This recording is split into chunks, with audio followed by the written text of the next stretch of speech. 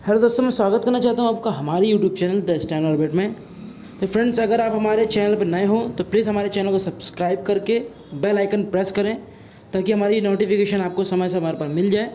तो फ्रेंड्स, आज हम जनसत्ता की संपादकी करने जा रहे हैं जिसकी गति 80 शब्द प्रति मिनट रहेगी और आपकी डिक्टेशन 5 सेकंड बाद स्टार्ट हो जाएगी।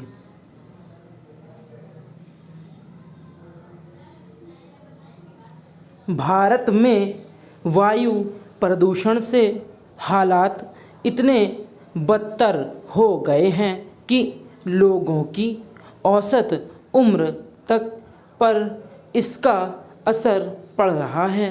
हाल में शिकागो विश्वविद्यालय ने वायु गुणवत्ता जीवन सूचकांक संबंधी जो रिपोर्ट जारी की है उसमें स्पष्ट कहा गया है कि वायु प्रदूषण के कारण भारत में औसत उम्र 5 साल कम हो गई है, जबकि दुनिया में यह आंकड़ा 2.2 का है।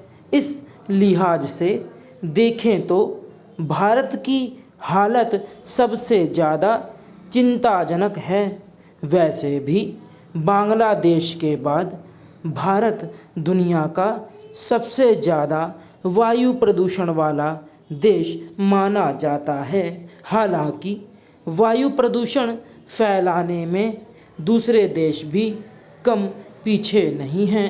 इनमें चीन कहीं आगे है, लेकिन उसने वायु प्रदूषण से निपटने के लिए उपाय शुरू कर दिए हैं और दीर्घावधि की योजना लागू की हैं, जिनके ठोस नतीजे सामने आने भी लगे हैं। जबकि भारत में ऐसे उपाय अब तक होते नहीं दिखे जो वायु प्रदूषण से लोगों को निजात दिला सकें। वैसे भी वायु प्रदूषण को लेकर विश्व स्वास्थ्य संगठन, पर्यावरण शोध संस्थानों और विश्वविद्यालयों की अब तक जितनी भी रिपोर्टें आई हैं उनमें सबसे खतरनाक स्थिति भारत की ही रहती है। दुनिया के सबसे ज़्यादा वायु प्रदूषण वाले शीर्ष 10-20 शहरों में भारत के 1 या 2 नहीं बल्कि 10 से ज़्यादा शहर शुमार रहते हैं। यह खतरनाक स्थिति दिनों दिन बढ़ती जा रही है। भारत में वायु प्रदूषण की समस्या पिछले 3-4 दशकों में तेज़ी से बढ़ी है। शहरीकरण और देश में वाहनों की बढ़ती संख्या तो बड़ा कारण है ही। ईंधन के पारंपरिक स्रोत, कारखानों से निकलने वाला धुआं, निर्माण संबंधी गतिविधियां और कूड़े कचरे को आग के हवाले करना भी प्रदूषण का बड़ी वजह है। पराली जलाने से मुक्ति अभी भी राज्यों में किसान खेतों में पराली जलाते हैं। इसका असर यह होता है कि 2-2.5 महीने उत्तर भारत के ज़्यादातर राज्यों में वायु प्रदूषण गंभीर खतरे के स्तर के ऊपर ही बना रहता है। ऐसे में सांस लेने के लिए साफ हवा मिलेगी कहाँ से? शिकागो विश्वविद्यालय की रिपोर्ट बता रही है कि भारत में जहां औसत उम्र 5 साल घटी है, वहीं राजधानी दिल्ली में रह रहे लोगों की औसत उम्र 10 साल कम हुई है। इसके अलावा देश की 63% आबादी बेहद खराब हवा में सांस लेने को मजबूर है। यह रिपोर्ट इस बात की चेतावनी देती है कि अगर हम अभी भी नहीं संभले तो अगले 1-2 दशक में हालात और विस्फोटक रूप ले सकते हैं। इस रिपोर्ट के निष्कर्षों को समाधान के संदर्भ में देखने की ज़रूरत है।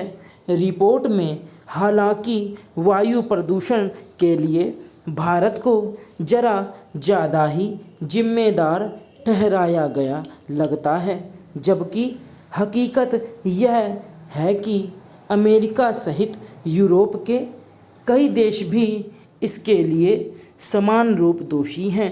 पर भारत की असलियत यह है कि वायु प्रदूषण से निपटने के उपायों को लेकर हमारी प्रगति की रफ्तार सुस्त बनी हुई है। कुछ एक बड़ों शहरों को छोड़ दें तो आज भी गांव, कस्बों और मझोले शहरों की हालत अच्छी है। डीजल वाहन, जनरेटर आदि धड़ल्ले से चलते हैं। घरों में लकड़ी, कोयला आज भी जलाया ही जा रहा है। यहाँ तक कि भारत में ज़्यादातर बिजली घर भी कोयले से ही चलने वाले हैं।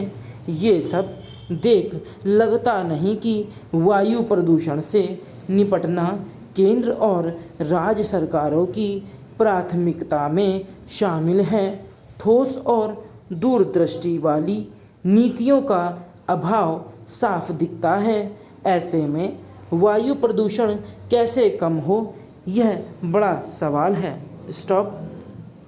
तो फ्रेंड्स, अगर आपको हमारी एजुकेशन पसंद आई हो तो हमारे YouTube channel the steno orbit को जरूर सब्सक्राइब करें, वीडियो को लाइक करें, शेयर करें, कमेंट करें। Thank you.